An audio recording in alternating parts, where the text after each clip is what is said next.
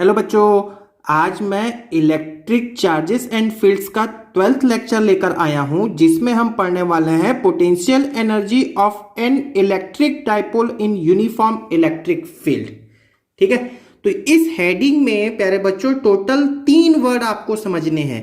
कौन कौन से 3 वर्ड? एक तो है यूनिफॉर्म इलेक्ट्रिक फील्ड, दूसरा है इलेक्ट्रिक डाइपोल और तीसरा मेन जो है वो है पोटेंशियल एनर्जी।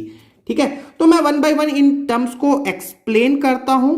तो प्यारे बच्चों वीडियो को लास्ट तक देखना, और यदि वीडियो आपको अच्छा लगे तो वीडियो को सब्सक्राइब करें, बेल आइकॉन प्रेस कर दें सो दैट मेरा हर वीडियो का नोटिफिकेशन आपको इमीडिएटली मिल जाए। तो प्यारे बच्चों सबसे पहले समझते हैं यूनिफॉर्म इलेक्ट्रिक फील्ड। तो इसको मैं एक डायग्राम से एक्सप्लेन कर देता हूं। यूनिफॉर्म इलेक्ट्रिक फील्ड के लिए मैंने इसको कॉपी में रिप्रेजेंट किया एक पैरेलल लाइन से। यूनिफॉर्म इलेक्ट्रिक फील्ड ये वो फील्ड होता है जहां पर हर पॉइंट पे इलेक्ट्रिक फील्ड की जो इंटेंसिटी होती है वो सेम होती है। चलिए अब इस इलेक्ट्रिक फील्ड को मैं यहां पर ई से रिप्रेजेंट कर देता हूं, जिसका डायरेक्शन है लेफ्ट से राइट। ठीक, now electric dipole. Electric dipole क्या होता है? ये set of 2 equal and opposite charge होता है placed in some distance. Like यहां देखिए, यहां पर मेरे पास में एक चार्ज है, सपोज मैं बोल देता हूं ये मेरे पास में प्लस क्यू है, और इसी के लाइन को ज्वाइन करते हुए मैं एक और चार्ज ले लेता हूं माइनस क्यू। तो 2 चार्जेस हैं प्लस क्यू और माइनस क्यू। इसे मैंने प्लेस किया हुआ है एक डिस्टेंस जिसका है लेंथ 2L डिस्टेंस पे मैंने प्लेस किया हुआ है। तो ये जो सेट है, set of 2 equal and opposite charge placed in some distance is called electric dipole. तो इलेक्ट्रिक फील्ड में, यूनिफॉर्म इलेक्ट्रिक फील्ड में एक इलेक्ट्रिक डाइपोल रखा हुआ है। ठीक है, अब हम समझते हैं जो हमारा मेन मोटो है इस वीडियो का, वो है पोटेंशियल एनर्जी। तो इस पोजीशन पे एक इलेक्ट्रिक डाइपोल रखा हुआ है, इस पे पोटेंशियल एनर्जी कितनी होगी हम ये बताते हैं आपको। तो प्यारे बच्चों आपको एक्चुअली में फील करना है कि पोटेंशियल एनर्जी होता क्या है। ये दोनों टर्म तो समझ लिया आपने, लेकिन आपको ये जानना जरूरी है कि आखिर ये पोटेंशियल एनर्जी होता क्या है। तो पोटेंशियल एनर्जी का सिंपल शब्दों में मैं डेफिनेशन पूछूं आपसे तो आप ये कहोगे the energy stored in the system due to its position. ठीक है, लिखूं क्या मैं? तो लिखता हूं, देखो क्या बोला मैं, ये है एक्चुअली में the energy stored in the system.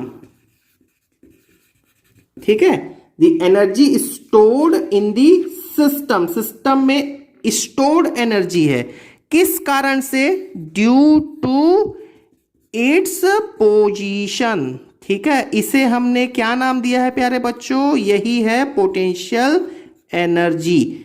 PE मैं अभी शॉर्ट में लिख दिया, लेकिन है ये पोटेंशियल एनर्जी। नहीं समझ में आया? चलो कोई बात नहीं, अभी आप इसको एग्जाम्पल से देखो। आपको फील करना है एग्जाम्पल, तभी आपको ये टॉपिक समझ में आएगा। अभी 2 मिनट के लिए आप जिस हेडिंग जो पढ़ रहे हो ना उसको 2 मिनट के लिए भूल जाओ, और मैं आपको एक सरल शब्दों में बोलता हूं। क्या है कि यहां पर मेरे पास में सपोज ये अर्थ है। ठीक है, इस अर्थ के सरफेस पे एक बॉडी रखी हुई है। ठीक है, और इस बॉडी की एनर्जी है सपोज 2 जूल। ध्यान से सुनोगे, है ना। इस अर्थ के सरफेस पे, इसको मैं अर्थ कह देता हूं, इस अर्थ के सरफेस पे एक बॉडी रखी हुई है जिसकी एनर्जी है 2 जूल। अब मैं इस बॉडी में एक एनर्जी लगा दिया, इस बॉडी को थ्रो किया। कहां थ्रो किया? ऊपर थ्रो कर दिया। तो ये थ्रो कर दिया, ऊपर फेंक दिया सपोज। ठीक है, तो ये इस हाइट तक पहुंच गया। मान लिया मैंने इस बॉडी में 5 जूल की एनर्जी से थ्रो किया, मतलब मैंने अपनी एनर्जी लगा दी, मैंने इस पे काम किया, बॉडी पे मैंने काम किया। तो कितना काम किया इस बॉडी पे? मैंने 5 जूल की एनर्जी लगाकर इसे थ्रो किया ऊपर, तो ये इस हाइट तक पहुंच गया है। अब इस हाइट पे इसकी टोटल एनर्जी कितनी हो जाएगी प्यारे बच्चों? तो 2 जूल तो पहले से था, अब मैंने 5 जूल की एनर्जी इस पे काम कर दिया, तो ये टोटल कितना हो गया? 7। तो मैंने जो काम किया, मैंने बॉडी में एक थ्रो किया, उसे फेंका, तो मेरी जो एनर्जी है, मेरा जो मैंने जो काम किया है उस बॉडी पे, वो वर्क डन बॉडी पे स्टोर हो गया, वो जमा हो गया वहां जहां पर, ठीक है। और वही स्टोर्ड एनर्जी को मैंने क्या कहा है, पोटेंशियल एनर्जी। तो ये जो 7 है ये तो टोटल एनर्जी है इस बॉडी का, और ये जो 5 है जो मैंने एनर्जी दी है जो इस बॉडी पे स्टोर हुई है, वही है पोटेंशियल एनर्जी। क्लियर हो गया? बात समझ में आया क्या?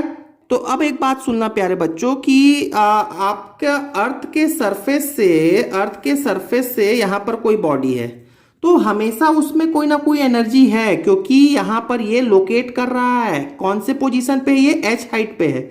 तो एच हाइट पे यदि बॉडी को रखा गया है तो इस बॉडी में कुछ ना कुछ तो एनर्जी है, उसी एनर्जी को मैंने पोटेंशियल एनर्जी कहा। देखो, द एनर्जी स्टोर्ड, जो ये कुछ एनर्जी यहां पे स्टोर है इन दिस सिस्टम मेरा क्या है यहां पर, ये body, due to its position, अपने इस पोजीशन के कारण। क्लियर हो गया? तो नॉर्मली हम फिजिक्स में क्या पढ़ते हैं, चेंज इन पोटेंशियल एनर्जी पढ़ते हैं, ठीक है। नॉर्मली हम क्या पढ़ते हैं, चेंज इन पोटेंशियल एनर्जी। जैसे यहां पर शुरू में टोटल बॉडी की एनर्जी कितनी थी, 2 जूल, अब कितनी हो गई टोटल एनर्जी, 7, तो चेंज कितना आया, 5 का, यही 5 क्या है, पोटेंशियल एनर्जी। अब आपको, मुझे लगता है कि आप इसको समझ गए होंगे कि आखिर पोटेंशियल एनर्जी क्या होता है, ठीक है। चलिए अब आते हैं इस पे। तो प्यारे बच्चों, यहां पर मेरे पास में एक डाइपोल है, और ये डाइपोल को मैंने प्लेस किया हुआ है यूनिफॉर्म इलेक्ट्रिक फील्ड में, जो कि यूनिफॉर्म इलेक्ट्रिक फील्ड से थीटा एंगल बना रहा है, ठीक है। तो मुझे यदि इस डाइपोल को घुमाना है, रोटेट करना है, ठीक है ना, मान लो अभी स्टार्टिंग में एंगल है θ1 और इसे मुझे θ2 तक घुमाना है, रोटेट करना है, तो मुझे कुछ ना कुछ काम करना पड़ेगा। वो वर्क डन कितना होगा?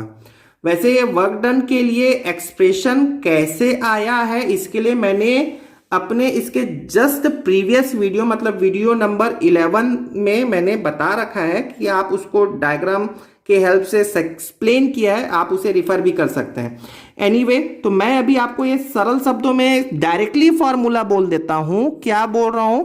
मैंने बोला work done to rotate the dipole in electric field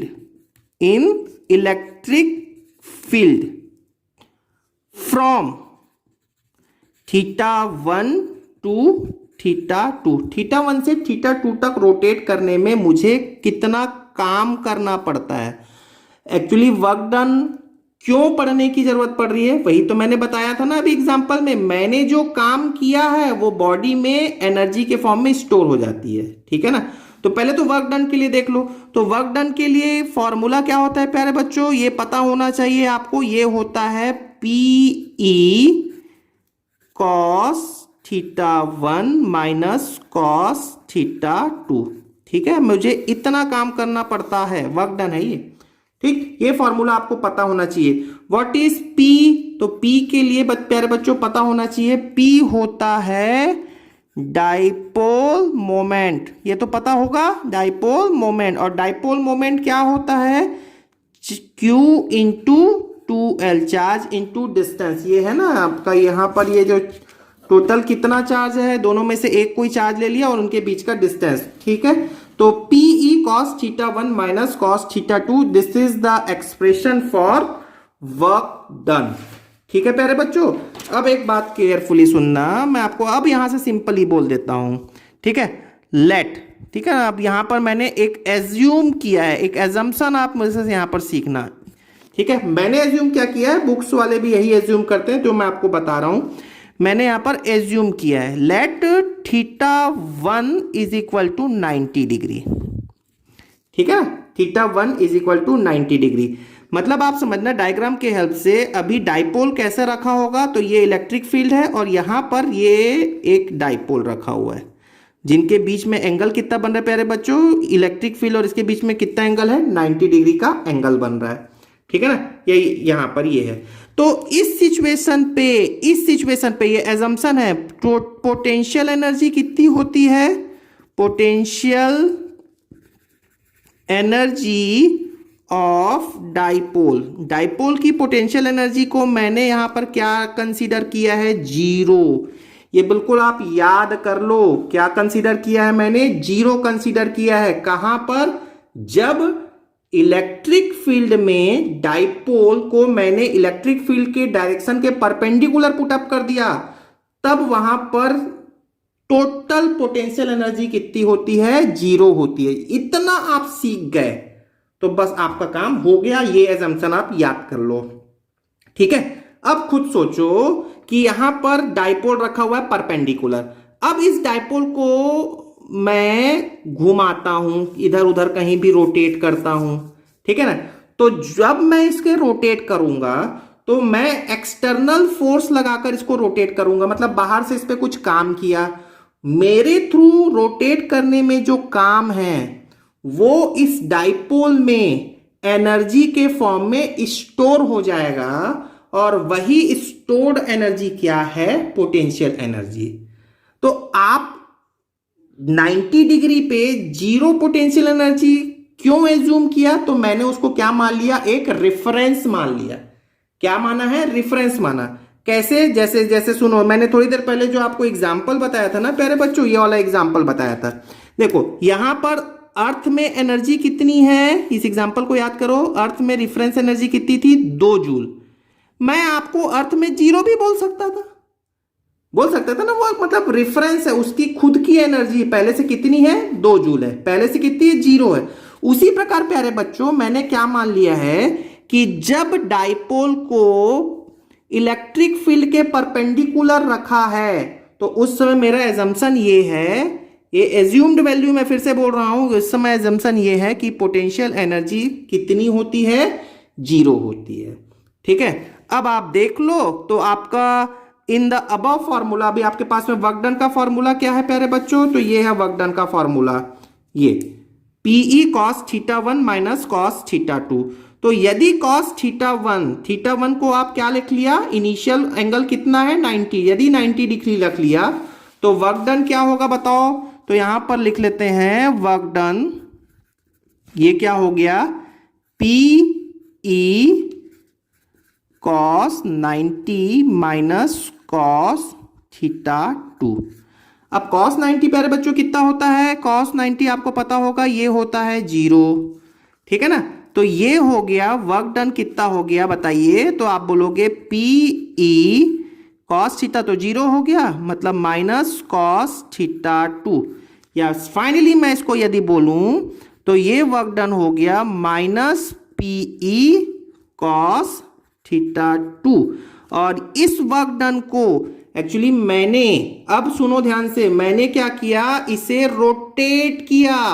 अब ये तो मैंने जीरो कंसीडर किया है, मैंने इनिशियल θ1 को तो फिक्स कर दिया 90 डिग्री। अब 90 डिग्री से इसको रोटेट करूंगा मैं, किधर भी, इधर करूं या इधर करूं।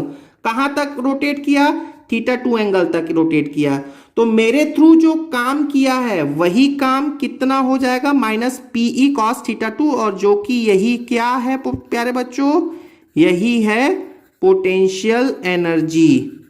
तो ये मेरे पास में पोटेंशियल एनर्जी का फॉर्मूला आ गया, माइनस PE cos θ, ठीक है। आप θ2 बोलने की जरूरत नहीं है, क्योंकि वो आप समझ सकते हो कि मैंने कहां से कहां रोटेट किया है उसे, 90 से किसी एंगल पे, ठीक है। क्लियर हो गया ये बात, पक्का, ठीक है। आगे आप बात सुनो। अब मैं इसमें कुछ स्पेशल केस ले लेता हूं, जैसा हम हमेशा लेते हैं स्पेशल केस। मेरे प्रीवियस लेक्चर में भी आप देखे होंगे, कुछ स्पेशल केस लेते हैं। यदि थीटा की value, if theta is equal to 0 हो जाए, 0 हो जाए मतलब ये थीटा है ना, ये वाला थीटा, ये जो मैंने फॉर्मूला में जो लिखा है ना थीटा, यदि ये 0 है, मतलब मैं उसको क्या कर दिया प्यारे बच्चों, आप यहां डायग्राम से समझ लो। ये अभी 90 डिग्री है, 90 डिग्री से घुमाकर मैंने ऐसा कर लिया, ठीक है ना। मतलब यदि अब θ1 था 90 डिग्री, या ऐसा समझ लो कि मैंने उसको क्या कर लिया है, देखो ऐसा डायग्राम से समझना कि ये इलेक्ट्रिक फील्ड है यहां पर, और मैंने डाइपोल को कैसे रख लिया है प्यारे बच्चों, ऐसे कुछ पुटअप कर लिया है ना। तो ये हो गया थीटा क्यू माइनस क्यू और ये हो गया प्लस क्यू। मतलब मैंने कहाँ से कहाँ तक घुमाया इसको, यहां से ऐसे घुमा लिया है ये यहां तक, ठीक है ना। मतलब कहां तक घुमाया, इसको जीरो कर दिया। तो यदि cos जीरो कितना होता है बताइए, cos जीरो होता है 1। तो यदि थीटा की वैल्यू जीरो है तो पोटेंशियल एनर्जी कितनी हो जाएगी आप बताइए। तो पोटेंशियल एनर्जी अब कितनी हो जाएगी, तो पोटेंशियल एनर्जी का फॉर्मूला होता है माइनस पीई कॉस जीरो, और कॉस जीरो की वैल्यू होती है कितना होता है बताइए, तो कॉस जीरो की वैल्यू होती है 1। तो ये होता है एक्चुअली में minimum potential energy, minimum potential energy याद रखने वाले हैं। यदि क्या मतलब हुआ कि यदि डाइपोल इलेक्ट्रिक फील्ड के पैरेलल में रखा हो, है ना, यदि देखो इस डायग्राम में आपको समझ में आ रहा है ना, यदि डाइपोल इलेक्ट्रिक फील्ड में पैरेलल में रखा हो तो उसमें जो मिनी स्टोर्ड एनर्जी है, वही जो पोटेंशियल एनर्जी है वो हमेशा क्या होगा, मिनिमम होगा, ठीक है। नाउ मतलब कुल मिला के क्या होता है ना प्यारे बच्चों, यहां पर आप समझ सकते हो, ये आप बस याद रखो, work done PE cos theta 1 minus cos theta 2। Potential energy के लिए थीटा 1 को मैंने हमेशा के लिए क्या फिक्स कर दिया, 90 डिग्री फिक्स कर दिया। अब उसको 90 डिग्री से रोटेट करते रहो इधर उधर इधर उधर, ठीक है। अब खुद सोचो, अभी खुद सोचो, अगला केस ले लेते हैं। यदि मैं बोलता हूं अगला केस क्या ले लिया, अगला केस सेकंड, देखो सेकंड केस मैंने क्या लिया कि if theta is equal to 180 degree, 180, ठीक है। क्या मतलब हुआ इसका प्यारे बच्चों, इसका मतलब ये हुआ कि ये इलेक्ट्रिक डाइपोल है। अब आपने यहां पर जो ऐसा जो डाइपोल ऐसा रखा हुआ था, अब आप उसको पूरा पूरा घुमाकर ऐसा कर दिए, 180 कर दिए। मतलब यहां पर आपका जो है ये माइनस क्यू इधर आ गया और प्लस क्यू इधर आ गया। समझ में आया क्या बात, ठीक है ना। तो अब ऐसे सिचुएशन पे पोटेंशियल एनर्जी कितनी हो जाएगी बताओ। तो पोटेंशियल एनर्जी क्या हो जाएगा प्यारे बच्चों, माइनस पीई कॉस 180, और कॉस 180 की वैल्यू कितनी होती है, -1। चलो मैं लिख देता हूं कॉस 180, और कॉस 180 की वैल्यू होती है -1। तो मतलब माइनस माइनस प्लस, तो ये हो जाएगा पीई, ठीक है। ये पोटेंशियल एनर्जी हो गया। तो प्यारे बच्चों एक बात समझ लेना, पोटेंशियल एनर्जी, ठीक है, ENGY लिख दे रहा हूं मैं, पोटेंशियल एनर्जी। तो ये होता है एक्चुअली में मैक्सिमम पोटेंशियल एनर्जी। कौन सा होता है, मैक्सिमम पोटेंशियल एनर्जी। आप खुद सोचो, आपको पहले भी बता रखा है कि अब लास्ट देख लेते हैं, 2 मिनट में आपको समझ में आ जाएगा। ये डाइपोल रखा हुआ है, यदि आपको मालूम होगा कि इस पे एक फोर्स लगता है, कितना फोर्स लगता है, QE, कौन से डायरेक्शन पे लगेगा, इलेक्ट्रिक फील्ड के डायरेक्शन पे। और माइनस चार्ज पे कितना फोर्स लगेगा, माइनस चार्ज पे भी QE लगेगा, लेकिन किधर लगेगा, ये इलेक्ट्रिक फील्ड के अपोजिट डायरेक्शन पे, ठीक है। इसी के कारण यहां पर एक क्या डेवलप होता है, याद करो, टॉर्क होता है। टॉर्क जो है वो इस डाइपोल को रोटेट करने की कोशिश करेगा, और कैसे रोटेट करेगा, क्लॉकवाइज डायरेक्शन पे रोटेट करने की कोशिश करेगा, ताकि वो जो डाइपोल है वो पैरेलल हो जाए। तो यदि डाइपोल इलेक्ट्रिक फील्ड के पैरेलल हो जाए तो इस सिचुएशन में डाइपोल जो होता है वो मोस्ट स्टेबल होता है। और याद करिए, हमने कई बार पहले भी बताया है, जो स्टेबल होता है, जहां पर मोस्ट स्टेबल कंडीशन है, वहां पर एनर्जी मिनिमम होती है। तो थोड़ी देर पहले तो मैंने बताया था कि यदि ये डाइपोल आप याद करो, ये डाइपोल यदि पैरेलल हो जाए, यदि ये डाइपोल इलेक्ट्रिक फील्ड के पैरेलल हो जाए, मतलब थीटा हो गया 0, तो एनर्जी हो जाएगी मिनिमम। यहां देख लो, थीटा 0, तो एनर्जी कितनी है, मिनिमम है। और इसका जस्ट अपोजिट प्यारे बच्चों, यदि एंगल को 180 में कर ले, मतलब ये कि वो हाईली अनस्टेबल हो जाए, तब भी पोटेंशियल एनर्जी मैक्सिमम होगी। और वो मैक्सिमम पोटेंशियल एनर्जी कितनी होती है, P इंटू E। तो आई होप आपको ये पोटेंशियल एनर्जी का कहानी समझ में आ गया होगा। पोटेंशियल एनर्जी ये वो अमाउंट ऑफ एनर्जी है जो हम डाइपोल में काम करते हैं तो वो हमारे थ्रू किया गया वर्क डाइपोल में एनर्जी के फॉर्म में स्टोर हो जाता है। ठीक है, तो आई होप आपको ये पूरी कहानी समझ में आ गई होगी। Thank you very much.